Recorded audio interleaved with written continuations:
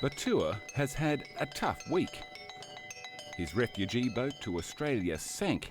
He swam for his life, was captured by Indonesian police and then escaped from detention. He's now on the run in Jakarta, pondering his next move. Have you had contact with the smuggler? Does the smuggler know that the boat has gone down? Yes, he knows. And what's his response? He's not happy. He's not happy because he lost his money on that. Yeah.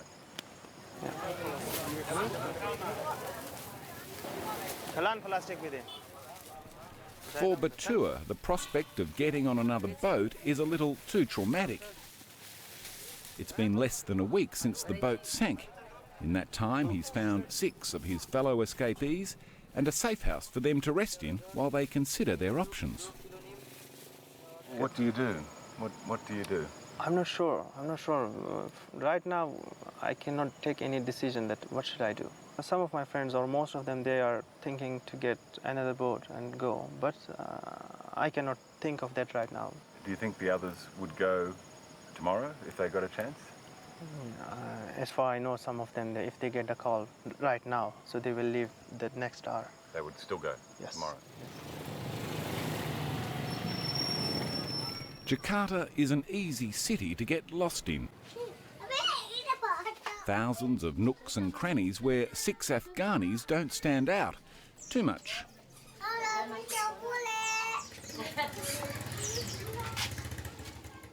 Not everyone is home today, but those that are watching for the first time Batoor's remarkable recording of their near-death experience.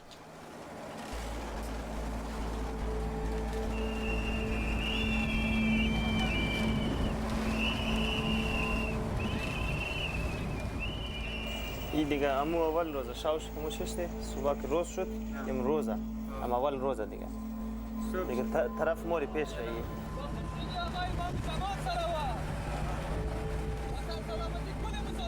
For 2 days and 2 nights they struggled towards Christmas Island. But the old boat made little headway in the heavy seas.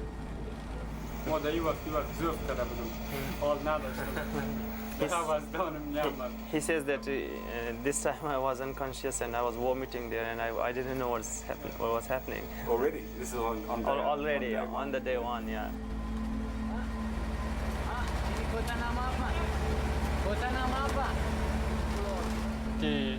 یک چوبش خطا خورده بود برقد دسته بایک بسته کرده بودن کشتی که تا میرفت بالا میرفت غشاس میکرد صدا میداد من میگفتم حالی دو پله میشه میده میشه عالم میشه ولی شوک شده بود او بسیار موج زیاف میشد روز کم است ولی شوک بود بسیار موجش او زیاف بود. During the night, when the people are turning on and off their torches to give a signal to the other boats for help. By night time, it was in trouble, and the captain told us already that the boat is leaked and we might not go further. The water is very bad. There was a big hole in the engine also, like the water was coming from there too.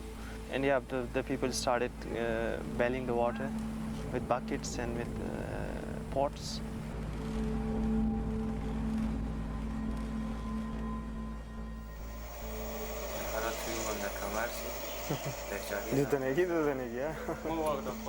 صحبت میکرد میگفت که شما 10-12 نفر دم دیگه بیچسبین. باز ما تناب گرفتیم گفتیم این نفرها کجا شد که تنابا دم دیگه بسته کنیم خدا نکرده اگه کشتی غرق شد همه یک جا باشیم که آسو غرق نشیم. Like we passed many boats from we could see from far away. So the people were waving the jackets and whistling, but it didn't work.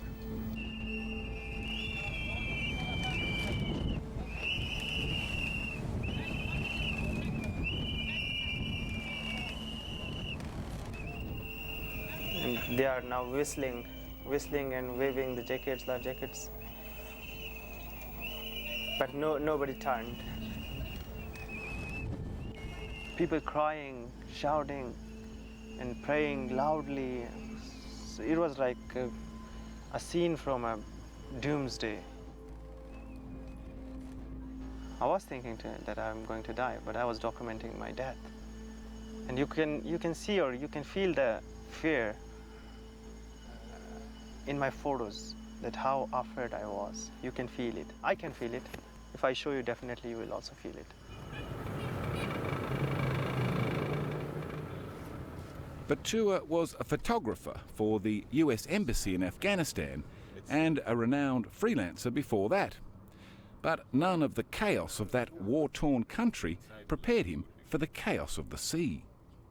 When I got off the boat, then I jumped into the water, so like it was taller than my height, so that's why my back and cameras, it went into the water. But so the cameras are ruined, you think?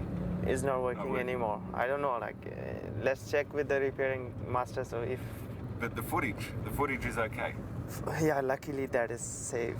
Why take such risk? Because my life was under threat in Afghanistan, and I couldn't live freely life. I couldn't work there, so... You had work, you had income. I mean, a lot of people are very poor in Afghanistan. You probably weren't. I had a very good job and very good income. I didn't want to leave my country, but I had no other option to do. To highlight and draw the world's attention to the plight of Afghan people, a photographic exhibition has been held in Quetta. Bharat Ali Batoor, over the past 3 years, highlighted the scenic beauty of the country. I wanted to show the beautiful side of Afghanistan. But when he showed something a little less beautiful, his personal security began to spiral. In April of this year, the Washington Post ran a photo essay of Batoor's exposing one of Afghanistan's darkest secrets. That is about the boys' prostitution in Afghanistan, which is called the dancing boys of Afghanistan. The people use boys as a sex slave, and they make them dance, and and they put on girls' costume on them and put makeup on them, and they make them dance in the parties, and they have sex with them. That indeed created a lot of problems for me. Even I got phone calls, threats from people like those who were not happy with that story. People were talking about you or threatening you directly? Yes, yes. Plus, I started a modeling agency last year too, which was also not likely for the people. A modeling agency? Yes. In Afghanistan? In Afghanistan. That was the first modeling agency indeed in Afghanistan. That's probably not a great idea, opening a modeling. Well, it was a great idea for me. Like, I was dreaming to build up, like to do something new in Afghanistan. But I didn't know that how sensitive or risky it will be. Yeah. His job at the US Embassy became untenable as the controversy surrounding his exposure of the Dancing Boys ring grew. His services were no longer required in June. He left with little more than a virtual target on his head, a well-known Western collaborator in the eyes of the Taliban. Don't you think the Americans should have a responsibility to you? I think so, but... They don't. We clean it, and then the salt will come out over and over. With enemies and threats all around, Batoor set his eyes on Australia. But there's no process to apply for Australian asylum in Afghanistan. No options, he thought, but to take to the sea. They said that I had to put it in the fresh water while it was in the sea. So, new experience. I hope I will not have the same experience again, but bad luck. I know now about sea. These are the last images Batoor took as their boat crashed into an island and the refugees struggled to shore, most of them unable to swim. After a night in the forest, they were captured by Indonesian police. But determined for their journey not to end here, Batoor and a group of his friends soon escaped. They took us in the bus and to Serang, and we were detained there in Serang. There was a high wall there with the glasses, broken glasses, big broken glasses, and we used the pillow and put the pillow on the wall in order to not to get injured, and used the bed sheet around our arms, forearms, then jump to the other side. All of this group are Afghan Hazaras living in Afghanistan or neighbouring Pakistan. They are a vulnerable minority in both countries. Can you afford to go back to Afghanistan or Pakistan? No, I couldn't go because my life is not secure, not safe there. There is a lot of target killing, bomb blasting, and killing us only Hazara people. No any other relation or culture. Do you know people? Syed, 17, sold his family home to pay the smugglers for his journey. Yes. And you've left your mother there and your sister there? Yes, in neighbor house. And you sold the family home to, yes, so you could come? I was not coming, but my mom forced me to go because there was my life was always in danger. Haider, now appointed as cook for the group, came from Quetta in Pakistan, an even deadlier place for Hazaras now than in Taliban-controlled areas of Afghanistan. بس گرفتم در ایران می‌آمدم و رفتم. از اسپیس به اونجا کس بسیار تامی از بستا کس تام کرد مردم را می‌زدک می‌کشتک. فهمیدی؟ از او کارا نلگه. Over the past 12 months, a string of buses on Haider's route have been attacked by Taliban associates in Pakistan. They film these horrific attacks, dragging off and killing just Hazaras, seen as allies of the international forces in Afghanistan and as Shias, not true Muslims.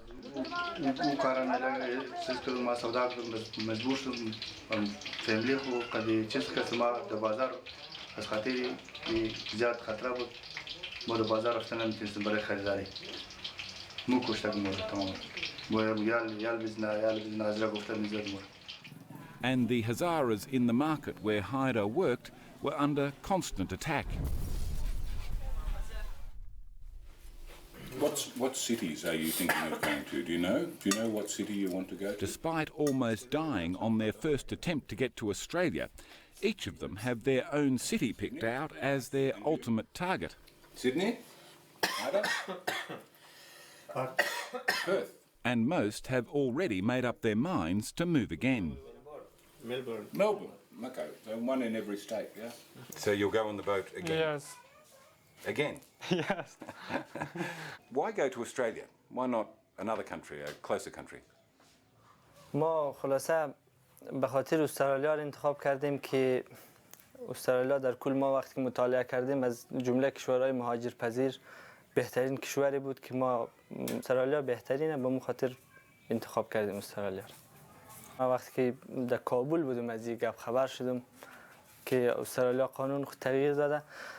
ما حاضر هستیم در نارو بریم خلاصه اگرچند که خل بریم در ناروم حداقل هم جان ما سیو هستم اینجا.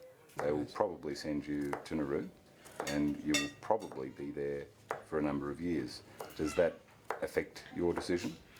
It will affect, but we do not have any other chance, sir, because if we can't sit here also and we can't go back, so probably we will go to where the government will send us. We will go, sir. We don't have any other choice, yes.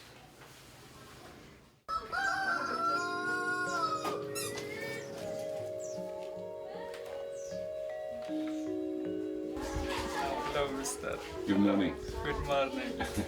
Good morning, sir. How are you? How are you? Good, man. Fine. Ready for a day? New day? Yes.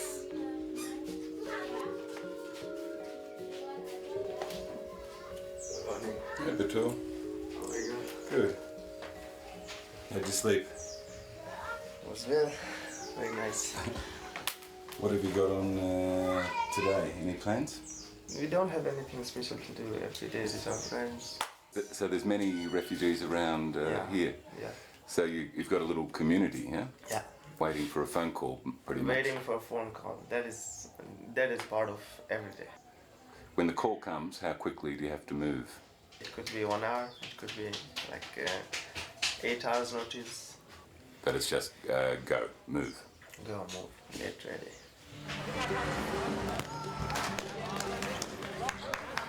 Dozens of Hazara refugees have turned up to this soccer game. The teams fluctuate wildly as team members disappear when their boats come in. But there's always someone new to take their place. I mean, this is incredible to watch this. It's like a social club. You all meet. Yeah, here where we meet, you know, we are coming in the gym. The boys are coming here playing footballs. Yeah. And, you know, this is what we do right now, but... Everyone here is suspicious of talking on camera. But when I meet Samir, a former International Forces translator and now refugee, he helps chill the mood. How many Hazaras do you think are in this area, roughly? Maybe 2,000, maybe. 2,000? Maybe. Hazaras in this area? Maybe 2,000 really? people, yeah. Wow. How long have you been here? 4 or 5 months. Are you waiting for a boat? Have you tried? Have you been on a boat yet? One, just once. One, what happened? Yeah,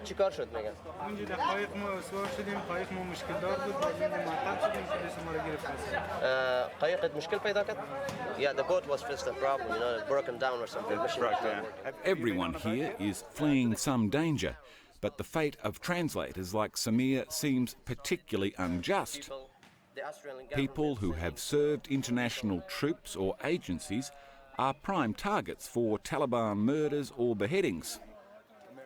A prospect that hangs over all of them now that the international forces are pulling out next year. I've been worked for the British forces for 4 years. Yes. I've been with the Danish. Yes. In Helmand province. I'm from Helmand province, yeah. I am from Helmand province, Lashkiga. Yeah. I have my photos, I have my certificates, I have my passes, everything in my pocket and my telephone right now. That's you? This is me, yeah. That's you? RPG. This is me during a patrol in Garish province. So you were translating for the international forces? I was interpreting for the international forces, for coalition forces. So they armed you at this point? Yeah, and then they give me the rifle so I look like them, you know. And this is frontline... this is frontline, yeah. Frontline work? Yeah, frontline work, yeah. And now you're stranded in... in Indonesia. When the Americans and the Australians leave Afghanistan, can you imagine the numbers of people that are going to be trying to run away then, right? Yeah. I mean, lots of people will try to run away because the Taliban are threatening and killing those people who help the government and help with the ISA forces, with the international forces, NATO, coalition forces, you know? So if you help them, you're in trouble. Yeah. But, I mean, it's incredible. The British won't help you? No, I mean, as you can see now, you know, like... thousands of people work for the British embassy, for the British government. Yeah. If they start this process, then anybody that has worked for them, they have to take them. But anybody that has worked for them, their life is at risk, so maybe they should take them. They know that. I have told them several times that I am receiving full car warnings. It seems astounding that people who have risked their lives serving America, Britain or Australia are left stranded on the smuggling route. There's no process to apply for asylum inside Afghanistan, and the process of officially applying from here can take at least 3 years before any answer is given.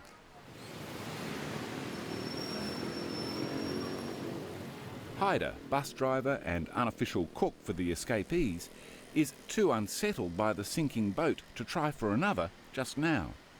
He's heading to the UNHCR to start the process of being officially declared an asylum seeker. Step 1, get a token for an interview. Where is your token? Token, no token. Right there, yeah. It's a long queue. The token that Haider gets today entitles him to his first interview in July 2013. He's likely to wait another year to hear the results of that interview, and yet another year before hearing from Australia.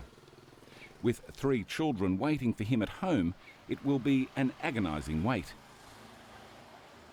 A typical twist in a difficult journey so fastidiously and uniquely documented by Batoor. I don't know if you know, but I don't think anyone's ever done this before. I don't know if anyone has done it before or not, but I did it because I just wanted to document. And if nobody did it, so it will be part of history. So I can share it with the people of Australia and with the refugees in Australia to put it in their museums. Batoor's video captures the drama of the boat journey, but his photographs document the complete saga like no one ever has before. We all are together. All the gang? All the gang, yeah. Leaving Afghanistan, crossing jungles and seas through Asia to get to Indonesia. We are heading to Kuala Lumpur. Right. The hideouts, the ruses, the chain of smugglers that pass them through each country. These are the people, the smugglers. So you can see their outlines only. This is the first boat into Indonesia? The first boat from Malaysia to Indonesia. The payments made to keep the wheels rolling. So we were taken to a wooden house where the smugglers came and they collected money from each person.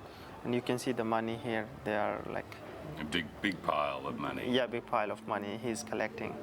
Wow. And the people that fell along the way. He's missing on the last boat last month, carrying around 150 people. Very cool guy, very cool guy. Very sad. I still cannot believe. A saga documented by some journalists, but never so completely by a refugee. An inside view of an astounding journey.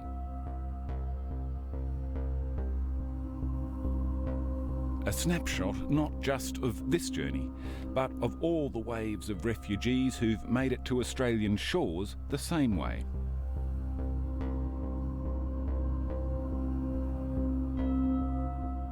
Those Hazara we met the other day, some of those guys had tried 3 times, they said. Yes, there are few people. When we met 7 days before, Batoor was wary of getting on a boat again. And so they just wait and go again and go again and go again? A journey that nearly killed him and did kill 2 of his friends who got the boat before his. I spent like 3 weeks together with them in a room. They were very quiet, good guys and very gentle, amazing guys. It seems just 1 week of realising how hard it will be to survive in Indonesia is changing his mind. You were unsure before whether you wanted to get a boat. What are you thinking now? I'm thinking there are not much choices for me. I don't know. I'm thinking maybe I will get another boat. Don't know. Since I left a few days ago, 2 of his group of 6 have managed to get another boat. It's likely they'll be at sea tonight. For Batoor, it seems all paths open to him, backwards or forwards, are going to be deadly ones.